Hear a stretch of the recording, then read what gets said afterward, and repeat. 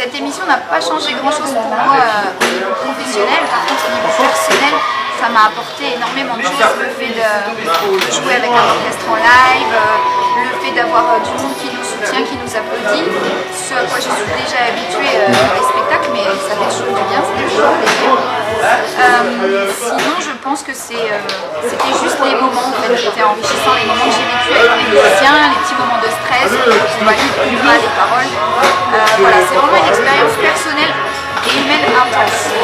Ce que je vais retenir de cette émission, c'est qu'il y a des beaux moments artistiques, même quand c'est briefé, même quand c'est filmé, même quand il y a un but à la fin, c'est-à-dire celui de jouer pour essayer de gagner de l'argent, pour essayer de rester là. Voilà, je vais retenir surtout le côté relationnel avec les musiciens, avec le public, avec Nagui lui-même qui est super sympa, et toute l'équipe en off, tous les gens qu'on ne voit pas et qui s'occupent de nous, et c'est vraiment top. Ok, et qu'est-ce que tu vas faire de cette somme que tu as gagnée, ces 76 000 euros?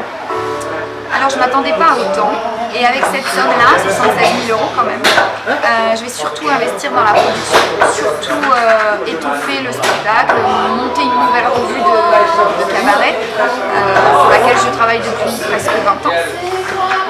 Voilà, principalement ça va être ça, et puis bien sûr le petit plaisir de la vie. J'ai 2 enfants, donc je peux aussi bien leur faire plaisir, bien sûr. D'éventuels voyages?